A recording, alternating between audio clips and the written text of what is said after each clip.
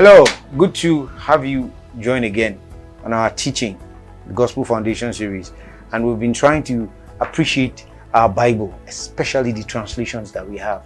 We've tried to look at the enormous work that was done and is still being done by textual critics who have helped us to get our Bibles. We've also seen how they come about with manuscripts that we have that are used for many of our Bible translations that we have today. We want to look at something that kind of more directly applies to each and every one of us because it affects the translation now that you have. The first sessions we had to do with the technical part of it, kind of. But now let's look at a few things. So we want to look at the question of the language. When a translator wants to translate the Bible, there's a question he has to ask as to the language, and that brings the difficulty of transferring words and ideas from one language to another. If you've ever had the opportunity of trying to interpret something from a language to another language, sometimes it's difficult to take it from the language and the meaning. There's a deeper meaning when you use a language to say something, and when you translate it, it kind of brings down the meaning that it carries in the language. Now, translators have that same problem, and that's the reason why I always encourage that we appreciate the work. A lot of work is being done so that we appreciate what they do. Now, what words do they use? What words do they use to convey an idea that speaks to a people, that speaks in a language better? And so if you are any language at all, you would know that this challenge is a major challenge. How do you translate a word into another language that you don't have all the words available in the language you're translating to the receptor language? So to understand what various theories underline our modern translation, we need to get acquainted with the following terms. There are certain terms you need to get acquainted to. Number one is the concept of the original language. I'm sure you've had that before. And there are three original languages that make up the languages of our Bible. And that's Hebrew, Greek, and Aramaic. It's a small part that is in Aramaic. A large part of the New Testament, most of the New Testament is in Greek. It's in Koine Greek, which is said to be a language that does not, it's kind of dead.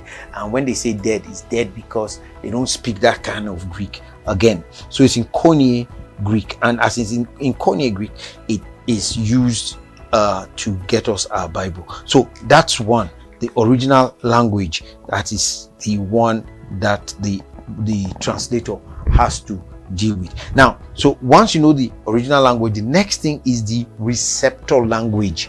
That's the language that one is translating into. And in our case, most likely, it's English. In other places, thank God for people who have done translations. They have translated Bible.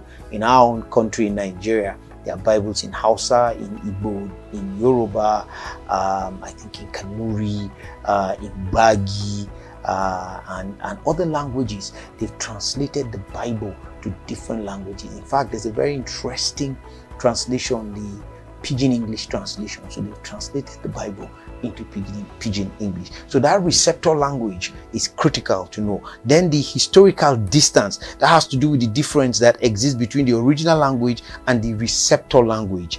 Now, both in matters of words, grammar, and idioms, as well as in matters of culture and history. Now, note those things. Words, language, we say if you're into any form of language study or linguistic study, language is dynamic. Some words that were acceptable some years ago that were used, for example, in the King James translation, you find out that some of those words are no more used again as formal English to be used to speak around. So you have to understand the distance in words that have changed, in grammar and how grammatical structures are put together and how they've changed. In idioms, there's some idioms that are so well understood in a particular language. When you're bringing it to another language, it's a little difficult because as it comes into that language, it doesn't carry the meaning as it's supposed to carry. contemporary. So it becomes a little difficult. So you have to find the right word in that language to bring it in. Then it has to also do with the culture and the history. So certain things in certain cultures, some words can be used and it doesn't matter. But in another culture, it takes a different meaning. There are some languages that one alphabet can change the whole meaning of what it is. So in one language, one word means something, in another language it means a different thing. And so those are things that are put into consideration when translators start to do their work. So the other thing you need to know, so first of all, is the original language, the receptor language that they were transferring in, the historical distance, the matters of culture and history, and the words that are used, the grammar that is used, and then the formal equivalence. Now the formal equivalence is the attempt to keep as close to the form of the original language, and in this case Hebrew or Greek. Now both words and grammar as can be conveniently put into understandable English. So a formal equivalent translation will work as much as possible to stay close to the form of the Hebrew and Greek in word and in grammar. Now that is a little tricky because in some places you have to change certain things, but they try to stay close. The closer one stays to the Hebrew or Greek idiom, the closer one moves towards a theory of translation, often described as literal. So you hear some places they say it's a literal translation because they stay as close as possible to this original thing. So translations based on formal equivalence will keep historical distance intact at all points. The problem here, however, is that understandable English is not the goal of the translation.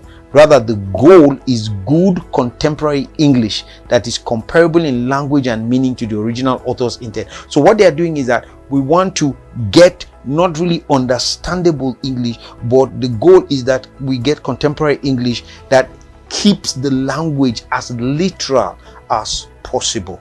Now, some of those, if you close your Bible, it's what the New King James, the King James tries to do, the New American Standard Version tries to do, and they try to stay as close to the translation as possible. And so they are called formal equivalent or literal translation. And in some places you see the literal words that are being used as the translation is being done.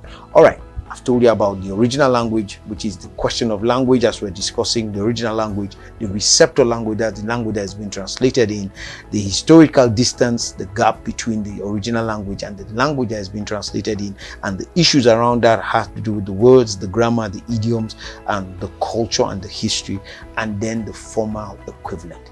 Thank you again for joining me. Now, your preface. I always will remind you every time I have the opportunity like this, your preface, your introduction, and how to use your study Bible. If you have a study Bible, carry a lot of this information. I jokingly tell people it's part of what you paid for in the Bible that you bought. Enjoy it. I hope you do. Thank you again for joining me, and I hope you like, share, and let other people join in these lessons that we're doing. Until I come your way next time, my name is Joshua Nathan. God bless you.